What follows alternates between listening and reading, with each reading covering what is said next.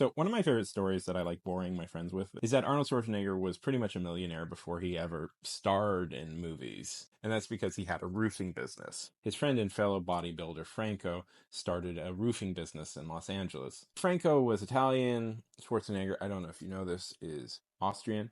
So they advertised themselves as European style roofers. The legend I've always been told is they could charge more for their European style roofing. I always thought was freaking hilarious. The thing about that is, according to Arnold, Franco was an actual roofer. There's a bit of kismet going on because a week after they put out an ad, Los Angeles had a major earthquake, and that meant that they just had a ton of business. We love the extra little detail that Schwarzenegger and Franco put on the classic show.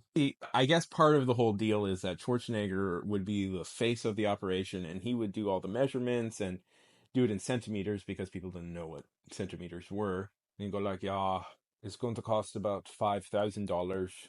I apologize. I'm the only person in the world who can't do a good Schwarzenegger impersonation. And the customer would be incredulous. It's like, what? $5,000? No, you can't do that. I was expecting to pay like something like $3,000. Schwarzenegger would go, "Okay, I will talk to the guy." Then him and Franco would get into this big argument, screaming at each other in German and Italian. They weren't really screaming at each other. That's the trick. And then Schwarzenegger would go up and say, "Okay, he was really angry, but I talked him down to like 380. First of all, it's very funny. Second of all, good lesson to keep in mind.